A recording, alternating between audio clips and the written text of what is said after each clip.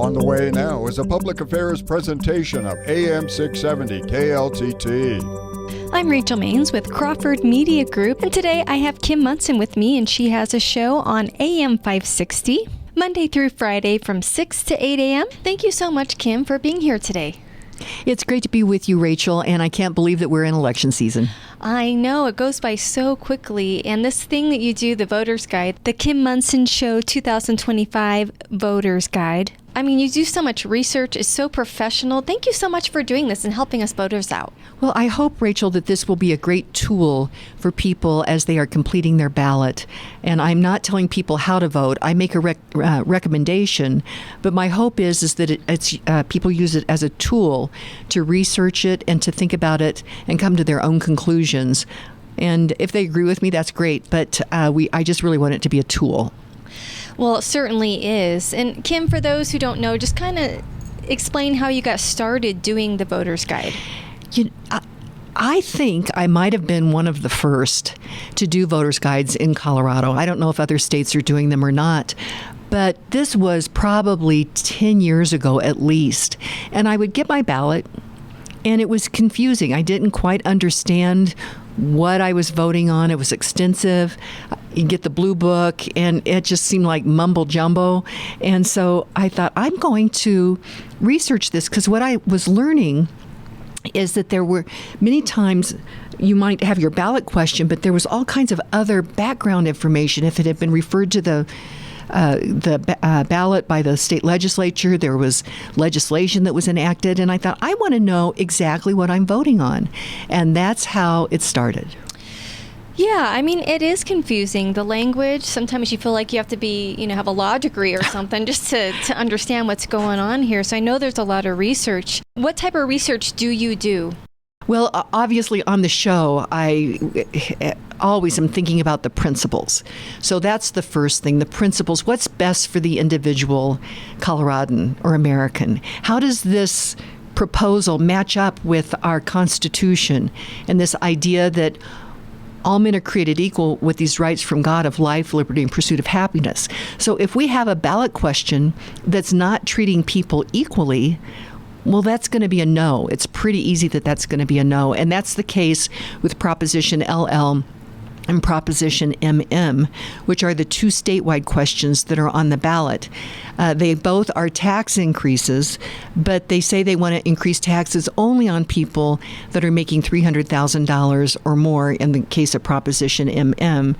And in the case of Proposition LL, they actually, the people of Colorado passed a measure in 2022 that, and it was, and I have this in air quotes, healthy school meals for all children. Sounds good. We want kids to have healthy meals. We want to make sure our kids don't go hungry. However, Proposition FF back in 2022 put in 5 new bureaucracies. And bureaucracies don't feed kids. That's not food on the table for kids. Right. So they put this under the guise of doing something good, but in essence, it's taking taxes via force for a government program. So in the case of Proposition FF, back in 2022, they said that they were going to raise $107 million for this program. They actually collected more than that, $12 million more. And so you have those that say that businesses are greedy and businessmen are greedy. Well, businessmen, business people, unless they're doing cronyism with the government, it's a free exchange of value for value. But with this particular question is they took an additional $12 million above the $107 million, which was above what they said that they were going to take. Well, now Proposition LL says, can we have it all? And that's what that one's about. So interesting. You see some of these ads on television. I'm sure you just roll your eyes because it's really just marketing. It is. And it's not really giving anybody real information when you see anything on the TV. It's not. And Consultants, politicians, I call them PBIs, politicians, bureaucrats, and interested parties, which we can put the consultants in there as well, from both sides of the aisle. They want to confuse the voter, and they love running these big campaigns on television and on radio, and it's just sound bites.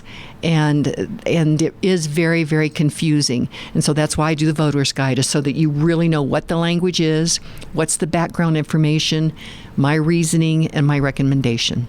Yes, and I want to let our listeners know you can download that right now. Yes. Just going to your website, kimmonson.com.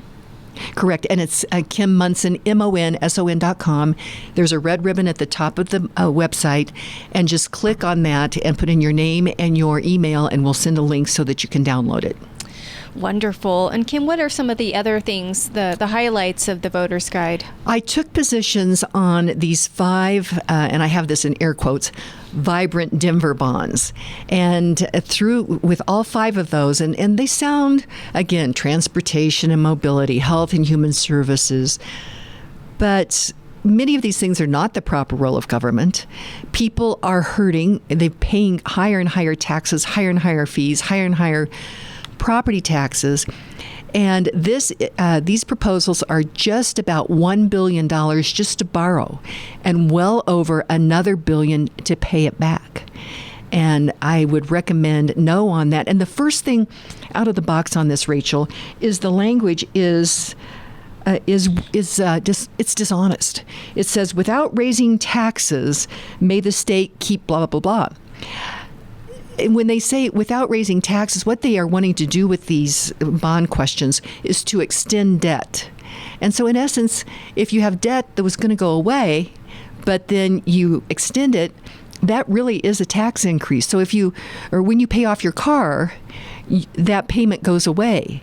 And so if you are borrowing again, that is raising taxes. So I think it's disingenuous right off the bat. So if you can't be honest with me in the ballot question, why on earth would I give you almost $1 billion that I have to pay back, permission to do that? Right. Is there any type of reform we can do in terms of, I don't know, this is just kind of a long-term question here, reform we can do in terms of how people word the ballot questions? Or I don't even know if it's too far gone. That's a really good question. And people have this nuancing of language is so important. And so I think what we really have to do is to shed light on it. Because of TABOR, Colorado's Taxpayers' Bill of Rights, which was an amendment that was passed by the people of Colorado in 1992, it said 3 things, basically. It's all about good manners with government, our PBIs. If you want to raise our taxes, you just have to ask us. But with language, what they did is they wanted to note that fees would not have to be the permission would not have to be asked for from the people if an entity wanted to charge a fee. My understanding was the conversation was, well, guys, if a library district wanted to increase fees for late books, they shouldn't have to go to the voter. Okay.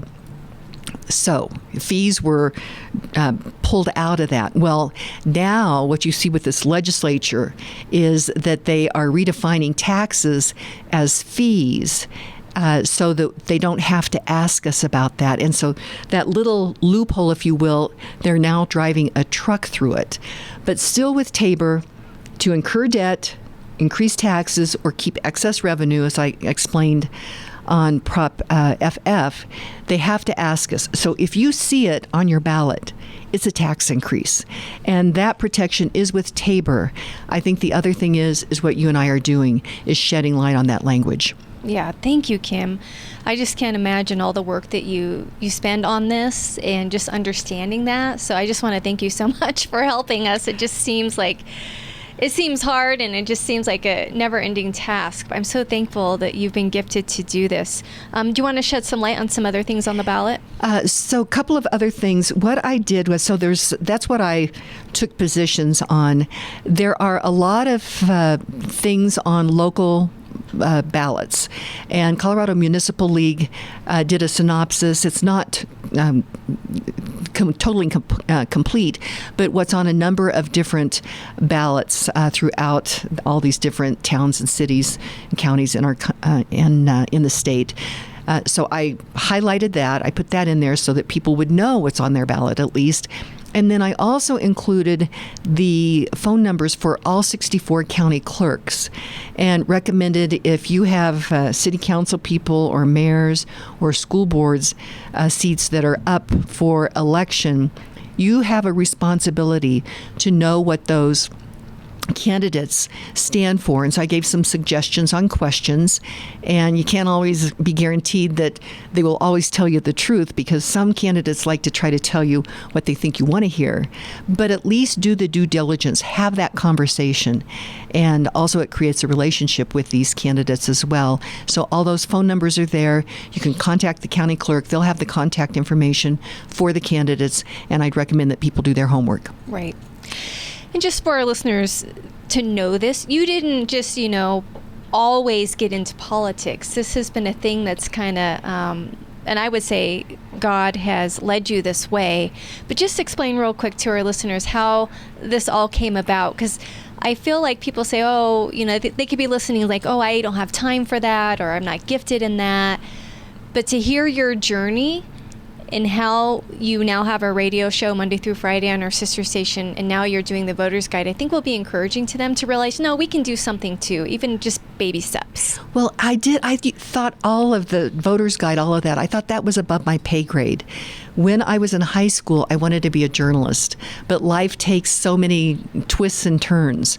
And so it was in 2013, I ended up on a Sunday afternoon show on KLZ 560 with two other women.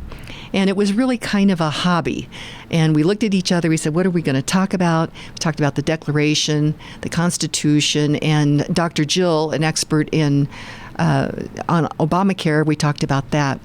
Both of them stepped aside, and it was just kind of one step after another to get to this point now to be on drive time radio in this big market on KLZ 560. And when the good Lord nudges you, take the step.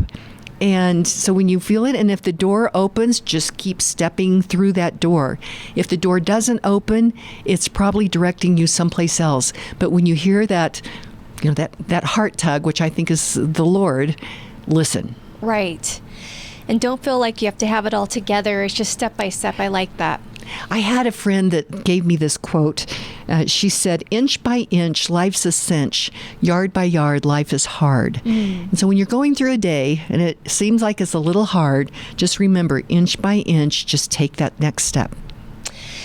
And one of the steps you can take as a listener is to download this Voter's Guide. Just go to KimMonson.com. That's KimMonson.com. Kim, we have a couple minutes here. Anything else you want to highlight or share? Regarding school board races, there is a great resource called transformcolorado.org. And they went through and sent surveys out with key questions that our listeners really care about. And then they logged whether or not a candidate responded or not, and how they responded.